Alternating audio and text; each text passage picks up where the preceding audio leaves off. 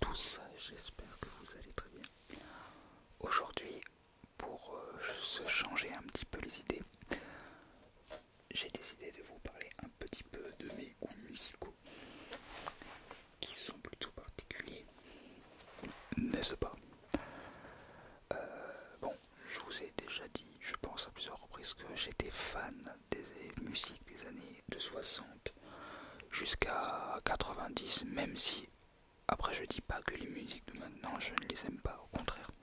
J'aime beaucoup les musiques de maintenant, mais il y a un certain art qui était dans les anciennes musiques. J'ai l'impression après que je ne le retrouve plus maintenant. Avant de commencer cette vidéo, je tiens à faire un disclaimer pour préciser que je ne tiens pas à juger les goûts des autres et en aucun cas les titres que je vais vous donner ne seront pas forcément vos musiques à vous. Au contraire, justement, ça permet de faire un échange et je trouve que ça serait intéressant de connaître un peu vos goûts musicaux, savoir quelle musique et quelles chansons vous aimez actuellement, en ce moment même. Alors, j'ai fait une liste des chansons que j'apprécie depuis tout petit. Il y a une période dans notre vie où il y a certaines chansons que nous allons apprécier, et puis après, plus tard, on va dire ah mais non, en fait c'était nul, ou alors ah bah finalement non, j'aimais pas trop tout. Là, les chansons que je vais vous citer sont des chansons que tout au long de ma vie, même encore maintenant, je les apprécie beaucoup. Et surtout la première, mais je vais finir par un top 20. Alors, c'est un top 20, mais je les mettrai tous dans la première position, mais bon, je peux pas dire les 20 noms d'un coup comme ça. Alors pourquoi un top 20? Tout simplement parce que c'est assez court pour faire une vidéo, mais ça pourrait être trop long si je faisais un 50, un 50 ou un 100. J'ai fait une petite liste parce que je ne me rappelle jamais par cœur. Et je vais vous expliquer un petit peu pourquoi, ou alors des fois non, tout simplement certaines choses que j'apprécie. Alors, on va commencer avec la première, c'est Chin Chin Chin de Hugues Aufray. Alors, clairement, c'est une musique que j'aime beaucoup dans le sens où j'aime beaucoup l'air de la musique et j'aime bien cet air un peu pour moi, ça me fait penser un petit peu à une chanson désespérée. Tu sais, allez, Chin à ceux qui perdent, à ceux qui gagnent, allez, de toute façon, enfin, voilà, ça me fait vraiment penser à une chanson désespérée, c'est voilà. Nuit et brouillard de Jean Ferrat. Alors ça c'est vraiment une chanson qui vous prend aux tripes. Alors sans trop aller dans les détails, pour ceux qui ne la connaissent pas, je vous laisse aller la regarder, l'écouter sur YouTube. Donc ça parle des camps de concentration. C'est une chanson qui a été censurée à l'époque dans les années 60. Parce qu'il utilisait des mots très forts et puis même, je veux dire, c'est vrai que bah, on n'aimait pas trop parler de ça à l'époque. D'ailleurs, il le dit même dans sa chanson. Je suis de sel de Benabar. Alors ça c'est pareil, une chanson que j'aime beaucoup parce que Benabar il fait beaucoup de musique, beaucoup de chansons marrantes.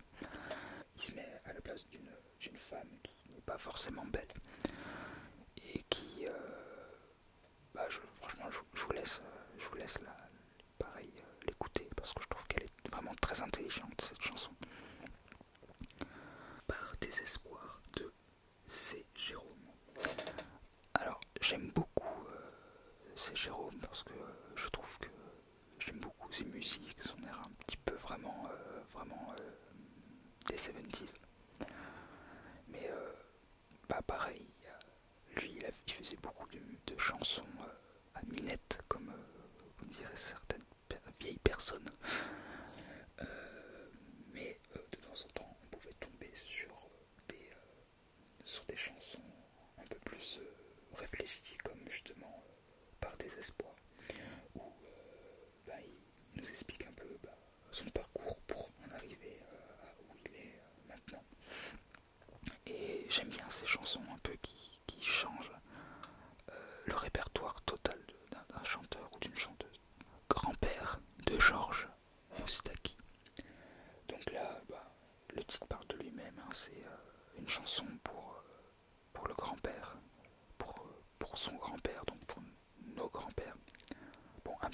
sa manière, parce qu'il dit métèque à un moment, il parle de son grand-père qui est métèque, donc moi mon grand-père n'était pas métèque, mais je me dis le reste est très beau quand il dit quand je suis né tu étais déjà vieux. Et plus tard ce sera moi qui poserai à l'ancêtre. Enfin je trouve que vraiment c'est vraiment très beau et c'est un très bel hommage pour nos grands-pères. Partir ou mourir de Dalida. Alors Dalida c'est vraiment pour moi, elle fait partie une des meilleures chanteuses de tous les temps. Je dis bien pour moi parce que voilà, il y a les goûts et les couleurs voilà, comme je disais au début de vidéo. Et Partir ou mourir, j'aime beaucoup parce que on va dire que c'est une chanson très gaie, hein. Vraiment elle donne de la pêche. Et surtout j'aime beaucoup la musique parce que je trouve que ça coupe totalement, on dirait un peu le début de la musique électronique dubstep, un peu. Quand je dis un peu, c'est vraiment un peu, mais j'ai l'impression qu'il y a une consonance parce que il y a vraiment un cassage dans le rythme. Vous savez, ce boum boum boum boum, ça, c'était fait un peu comme ça. Et puis bon, les paroles sont magnifiques aussi. Encore une autre chanteuse que j'apprécie énormément sa voix, qui est décédée malheureusement l'année dernière, c'est Marie Laforêt. Et la chanson c'est Un jour. Et je trouve que sa performance vocale est juste sublime. Un jour, c'était la chanson d'un film qui s'appelait le dernier amant romantique, il me semble. Celui-là qui a fait la bande originale du film n'est autre que Pierre Bachelet, qui a aussi écrit et composé la chanson Un jour pour Marie Laforêt. Et je trouve que c'est une musique qui est vraiment magnifique parce que c'est un tout petit peu avant les années 80, donc à cette époque-là on aimait beaucoup le disco, on aimait beaucoup mettre des gros sons bien graves et tout. Et je trouve que cette musique-là, elle est vraiment très légère. Et il n'y a pas énormément de musique, il y a juste un piano et deux trois sons comme ça. Et je trouve que sa voix fait absolument tout. Voilà. Alors une chanson que j'apprécie beaucoup et que je pense qu'elle est très vieille mais elle est tellement d'actualité et elle sera tout le temps en fait, c'est L'opportuniste de Jacques Dutronc. Et je trouve que, bon, niveau politique, j'ai pas trop envie de me prononcer, mais on peut même dire que même dans la vie de tous les jours, on connaît toujours ce gars qui se mouillera jamais, il sera toujours d'accord avec tout le monde, mais il critiquera quand même tout le monde. Dès qu'il y aura quelqu'un à critiquer, il critiquera. Et par contre, quand il faudra dire du bien de lui, il sera toujours d'accord pour dire du bien de lui. Et je trouve que cette chanson-là représente tellement ce genre de personne. Salvatore Adamo. Et le titre c'est Vivre. Alors, j'apprécie beaucoup Adamo dans son style musical. C'était déjà décalé à l'époque. Et quand c'est décalé, quand une chose est faite à une époque et que c'est décalé, et ben ça veut dire que ça peut pas vieillir puisque c'est déjà décalé pour l'époque. La chanson de Prévert de Gainsbourg, je l'avais chantée dans une de mes vidéos où je chantais. Alors j'aime beaucoup Gainsbourg.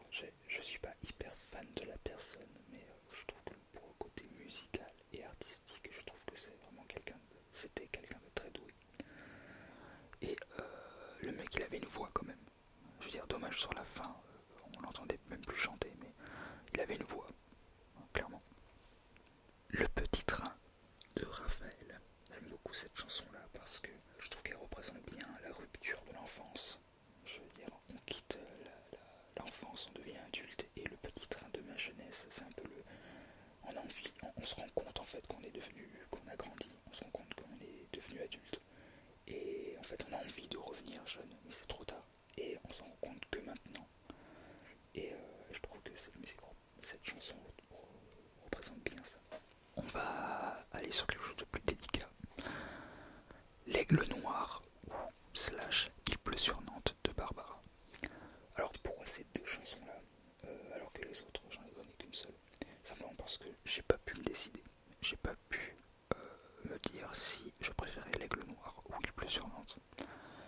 parce que on va dire que l'Aigle Noir et Il pleut sur Nantes, c'est un peu la suite. Alors déjà, Barbara, je suis pas hyper fan de Barbara.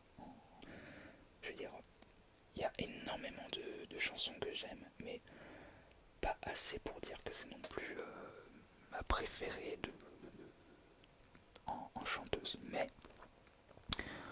j'apprécie énormément quand même.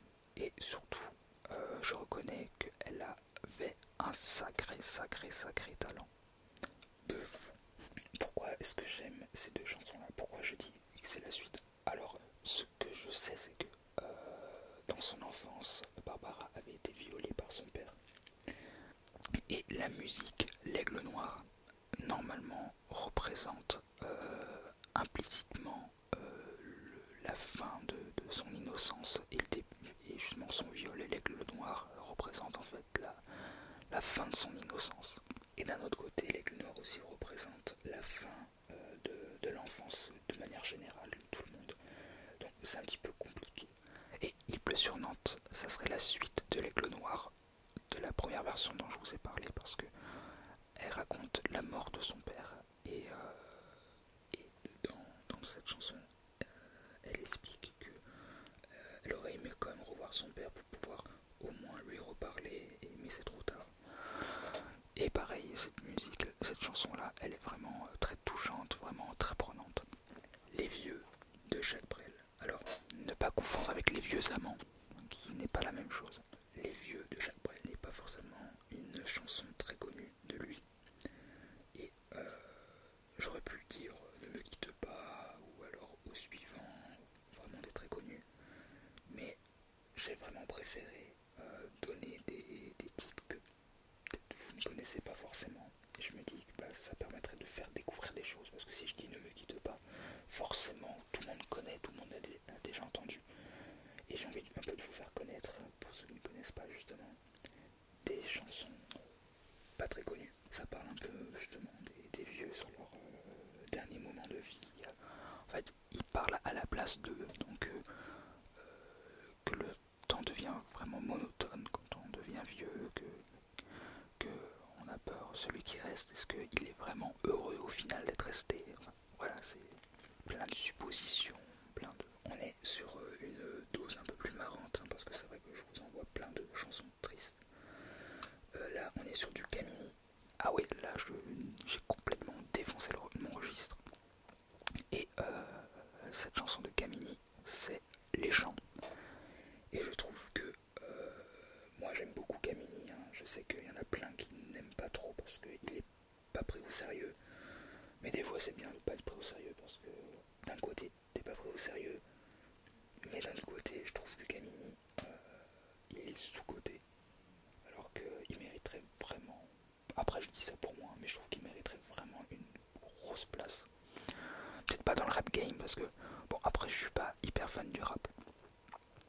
Mais je pense qu'il mériterait au moins sa place dans la présence, rien que dans la présence.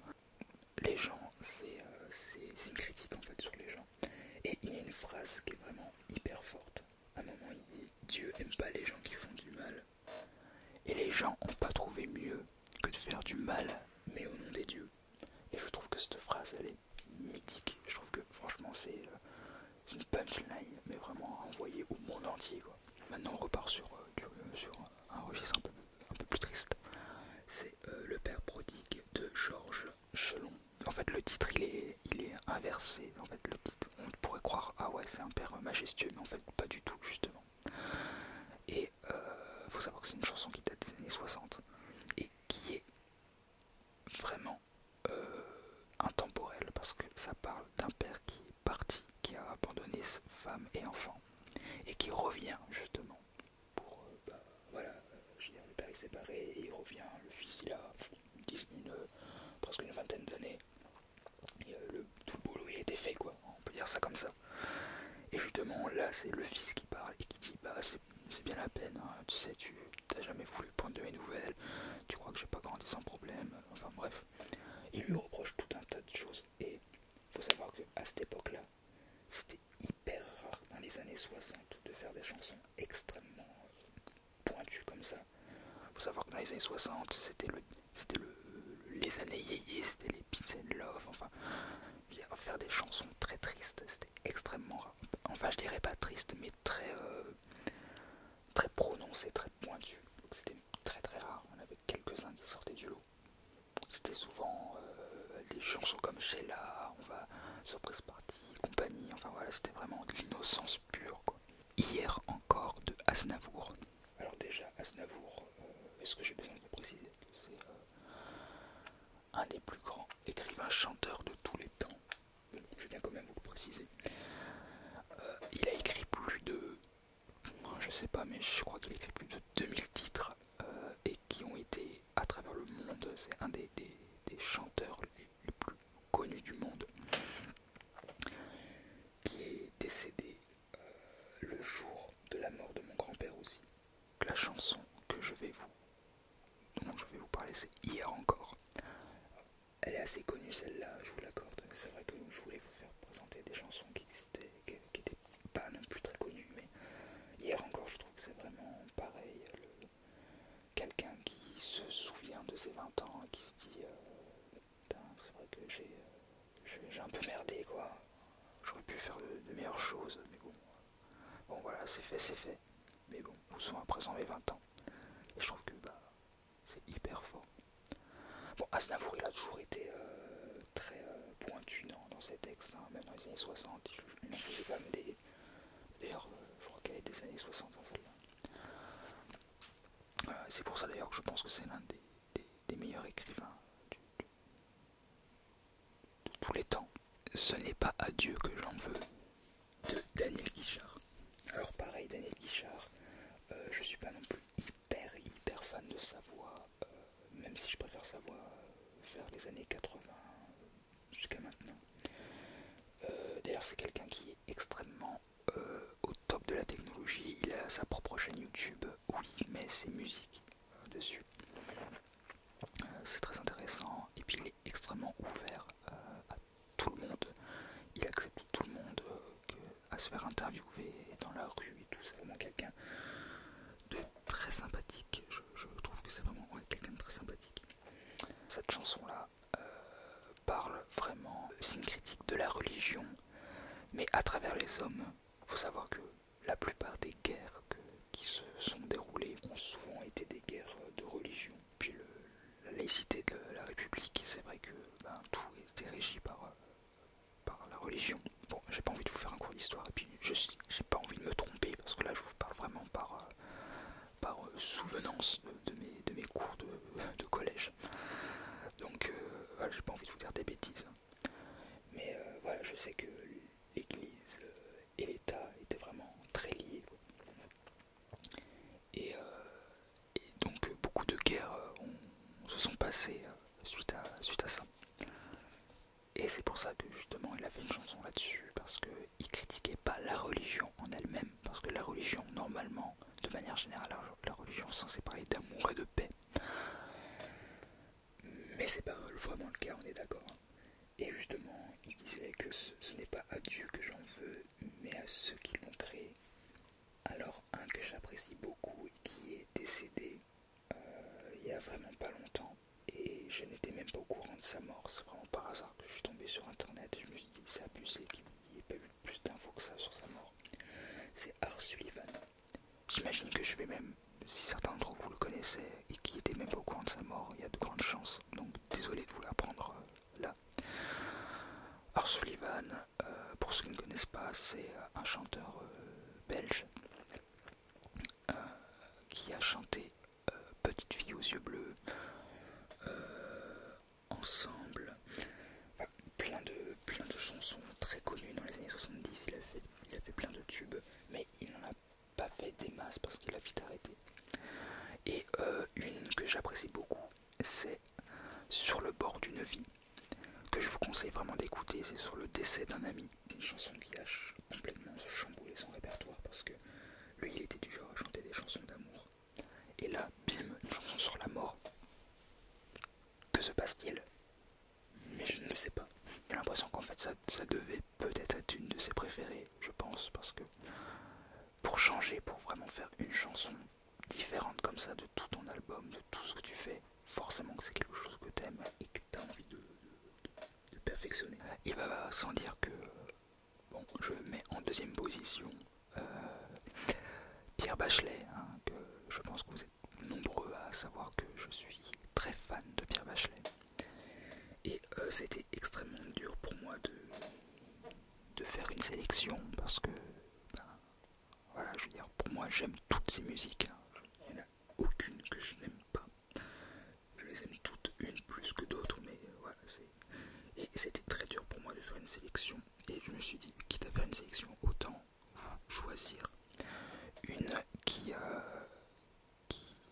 n'est peut-être pas forcément très connue. Lui, c'était quelqu'un qui était du genre à vraiment faire toutes les chansons, tous les styles, hein, autant que ce soit engagé, amour, sur la séparation, sur les religions, sur tout ce que vous voulez. Même sur le futur. Voilà, il a vraiment tout fait. Et la chanson dont je vous propose, c'est On ne prend pas le temps d'aimer. Ça parle d'enfants qui est d'inquiétude des parents. Il se met à la place des enfants et à la place des parents, mais quand on va voir nos parents à une quarantaine d'années à peu près, et que justement on prend pas le temps de leur dire au revoir, on prend pas le temps de leur dire bonjour, on prend pas le temps d'aller les voir aussi, et justement ça reprend bien ça, et en fait ça arrive jusqu'à la fin, et pour moi la phrase qui donne des frissons, qui donne vraiment des frissons je dirais pas de peur, mais d'empathie, c'est quand il dit leur invité qui redoute, qui doit être en chemin sans doute, et qui devra croiser leur route. Et je trouve que cette phrase, elle donne des frissons, parce que ben, l'invité, c'est la mort. Ah, je trouve que c'est vraiment fort. On va finir sur la numéro 1. Alors je l'ai mis numéro 1 parce que c'est une chanson qui me représente, je trouve, je pense même. C'est Les Ballons Rouges de Serge Lama. Étant petit, j'adorais cette chanson-là, même sans forcément la comprendre. Je voulais toujours avoir des ballons rouges quand on allait dans des fêtes et tout. Je voulais toujours avoir un ballon rouge pour avoir comme dans la musique. D'ailleurs, je disais à mes parents, je disais ouais, je veux comme la musique, je veux comme la musique. Et puis en fait, c'était le ballon rouge que je voulais. Et donc maintenant que je comprends la chanson, bah, je comprends pourquoi, étant petit, je l'appréciais. Je trouve que bah, ça représente bien ce que je suis, ce côté à tout ce que les autres apprécient, à tout ce que les autres aimaient même quand on était à l'école, que moi j'aimais pas forcément. Les gens apportaient beaucoup d'importance à beaucoup de choses, alors que moi j'en apportais pas du tout, pour les mêmes raisons. J'aurais aimé avoir plus de balades, mais voilà, bref, cette chanson, elle met vraiment le froid dans le dos quand on l'écoute bien, et je trouve que c'est vraiment très intelligent, et surtout, encore une fois, c'est des rares chansons de l'époque où, dans les années 60, on faisait des chansons tristes. Voilà, on a fini pour ça. J'aimerais faire d'autres vidéos d'ici là, dans quelques temps, parce que c'est vrai que en ce moment, on n'a pas grand chose à faire. Je verrai bien un peu comment je vais réussir à gérer mon emploi du temps, parce que je dois m'occuper des devoirs de mes neveux. Il faut que je trouve un moment de libre pour pouvoir faire le montage, et le soir pour pouvoir tourner, que je fasse un roulement. Mais c'est vrai que ça serait bien que je puisse faire plusieurs vidéos. Si j'arrive à faire 2 vidéos dans la semaine, ça serait cool. Mais bon, on verra ça plus tard. Voilà, j'espère que cette vidéo vous aura plu. N'hésitez pas à dire dans les commentaires quelles sont vos musiques, vos chansons préférées. Encore une fois, comme je l'ai dit en début de vidéo, c'est les goûts et les couleurs, donc on n'a pas forcément les mêmes goûts musicaux. Et heureusement, j'ai envie de dire, parce que ça serait vraiment très ennuyant. C'est bien de pouvoir partager un petit peu comme ça, puis justement d'utiliser les réseaux sociaux pour pouvoir s'exprimer sur nos goûts. Je trouve que c'est vraiment pas mal, sans forcément l'instaurer aux autres. Sur ce, je vous dis à bientôt.